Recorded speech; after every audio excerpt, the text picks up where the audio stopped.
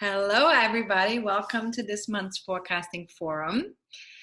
Okay, so for those of you who are here live, feel free to interact with me and answer questions as I pose them via the chat window or just by raising your hand. If you're watching this as a recording, then feel free to participate as you are connecting from home. Whenever you participate, you get more retention from the things that I'm sharing. So it is a great idea to do so. So feel free to just either jot stuff down on a notepad or just raise your hand as I'm asking questions as well and pretend I'm in the room with you. All right. So how many of you have a Sagittarius sun sign or rising sign? How many of you? I don't, but I certainly know that some of my clients do. So I know that some of you are going to be raising your hands right now. And then how many of you have a Capricorn planet or personal points in their birth chart? So obviously not everybody's here live might have that, but some of you might. And for you at home, if you're watching this at home, I know some of my clients do have personal planets and points in the birth chart in Capricorn. So I'm just going to raise my hand for you guys. And then let me just say thank you so much for joining me today for the next 90 minutes or maybe a little bit more than 90 minutes. We'll see how we do. And thanks for joining at home if you're watching this recording and taking the time. And yeah, for most of you already know a little bit about myself, so I'm going to keep that very brief. I'm originally from Austria, from Vienna, and I've lived in the States since 1994. So quite a long time, 25 years, I guess, right? And so, yeah, so English is not my first language, but I always do my best to try and pronounce things well and to say things the best way I know how to. But once in a while, there will be a funny expression or there will be things that sound kind of different from what you're used to if English is your first language. So just pardon that and just ignore that if you can. So let's talk a little bit about what we're going to be sharing or covering today. So today's agenda, of course, is this big transit of Jupiter moving into Capricorn, which only happens once a year, that Jupiter switches signs. So it's a big deal. And Jupiter will be moving through Capricorn December 2nd until December 19th. So in less than a month, we'll be having a very new experience with our exploration of truth and with our exploration of who we are here on this planet and the bigger picture of things. And then the other thing that's also happening right now is that Neptune started its station phase on November 8th and will be stationing and therefore more exalted until December 15th. In 16 degrees of Pisces. So I'm not going to cover that per se because we have so much to cover with the Jupiter transit. But if you do have any questions for me around the Neptune station, I'm very happy to answer those questions. The Neptune retrograde phase ends on November 27th. So it's been retrograde for the past 5 months. So for those of you who have a Pisces rising sign or sun sign, or you have a lot of personal planets in Pisces, or you have a strong Neptune in your chart, then this is definitely going to be something that will impact you more than other people.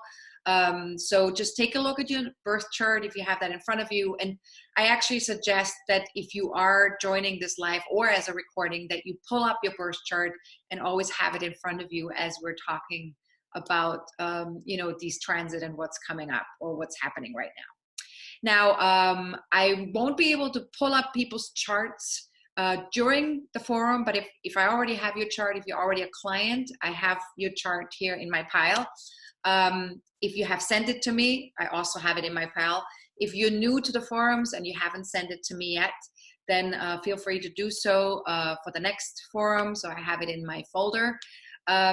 But if you want to ask questions and I don't have your chart yet, then you can always just tell me what's going on in your chart. Just give me the planets and the house placement and the sign placement, and then I will do my best to answer the question as much as I can. All right. I also would like to, as always, focus my questions on this month's energy, what's going on. So if you have questions, please try to keep them towards what we're covering today, or what's happening this month. So that way it's valuable for everybody. If you have any more personal questions that require of me to spend more time on the question, I will ask you to book a reading with me. Okay, I hope that makes sense. So one of the things that you guys always receive in your emails is this overview of the year, and that gives you a really nice perspective on what's going on currently with the transits and the planetary movements, and whether a planet is moving forward or backward, or what sign it's in, what major aspect a planet is making.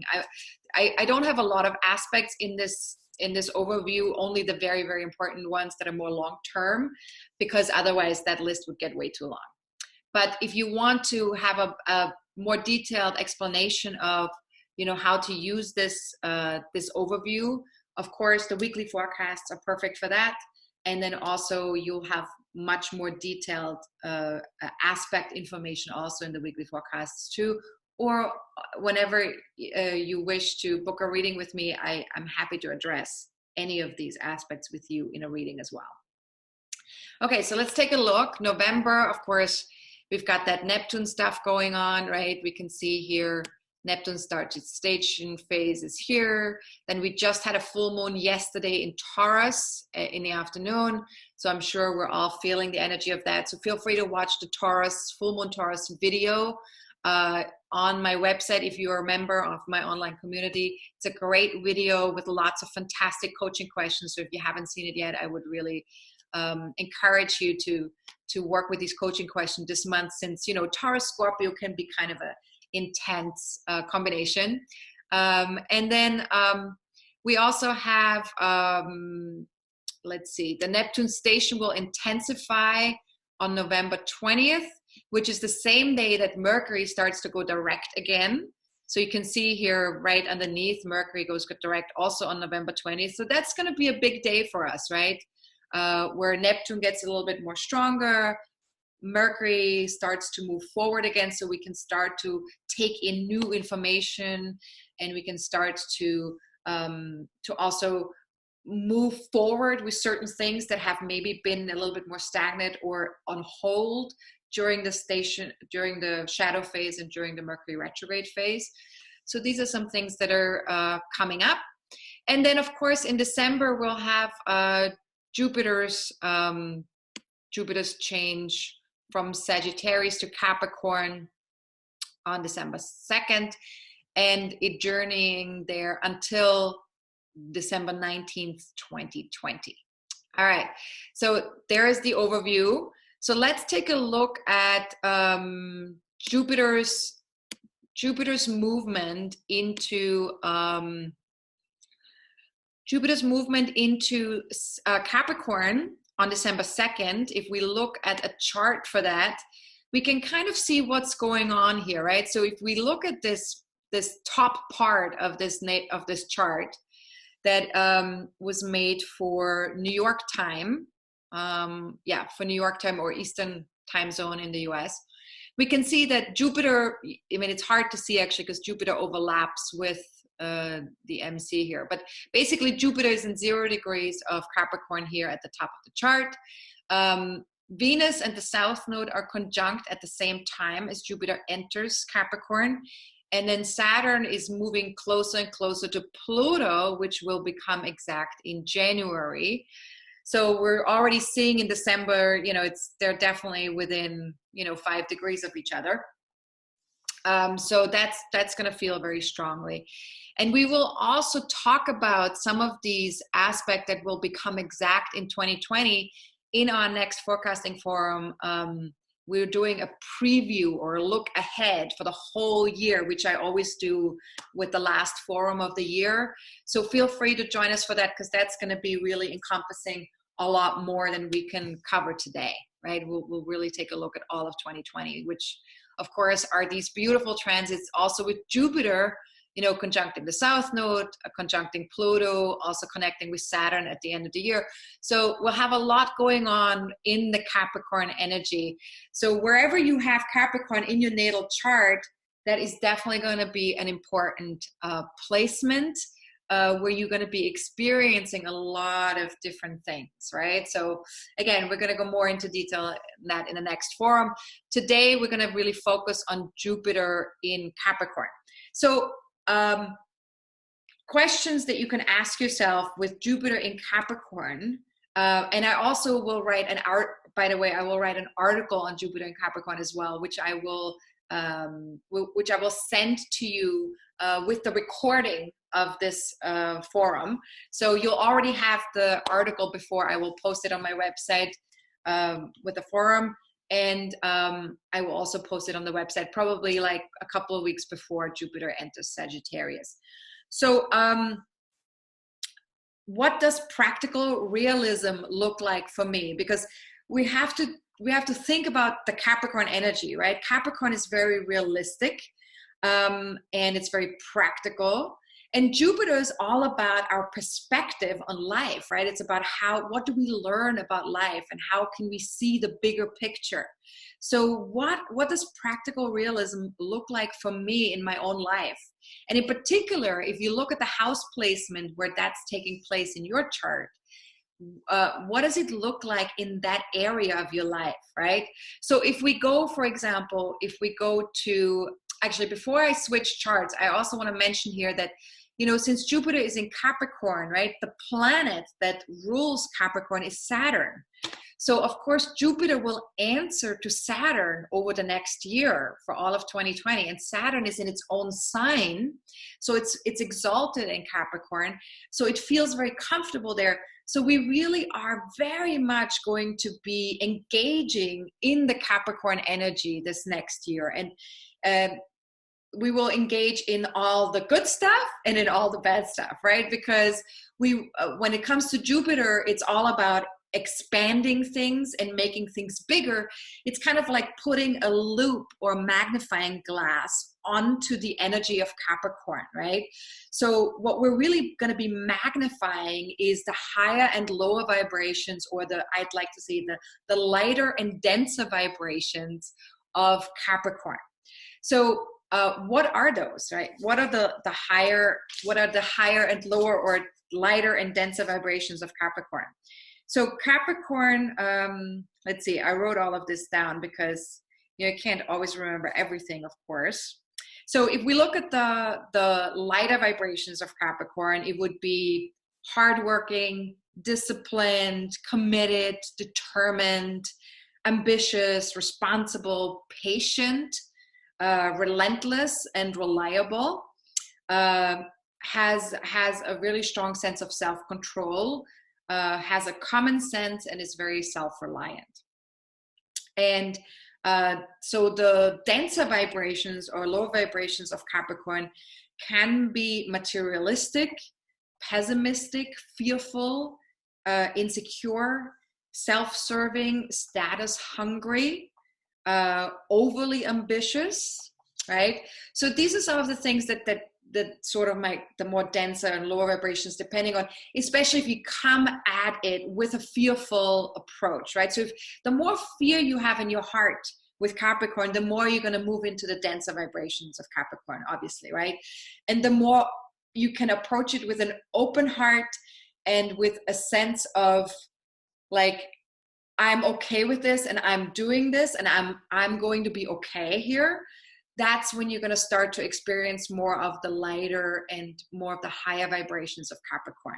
And if you're willing, and also like a willingness to really work with the energy, right? Because for those of us who know about astrology, we can really use that knowledge to align ourselves with that particular energy in a way that really supports us, right? Because we understand what the energy is. We understand that Capricorn is hardworking and that it is self-reliant and that it is, that it is disciplined and committed to things, right? And realistic and, all those things, right? So as much, if we can align ourselves with these energies, the more we do that, the more we will start to feel the rewards of that particular energy in our chart, right? And in particular in that house. So let me go to the houses here, because one of the things that we want to understand here, actually, let me pull up my birth chart first, so that you guys can see what that would look like in your own chart. So if you look at your birth chart, okay, so it looks like we've answered all the questions.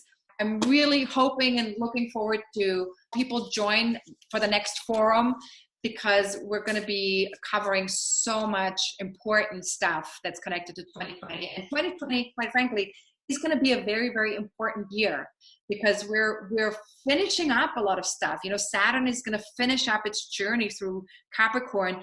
Jupiter is also going to finish its journey through Capricorn at the end of the year of 2020. So the end of 2020 is really sort of like a finishing up of things and a new beginning of some sort, not just individually speaking, but also collectively speaking, right?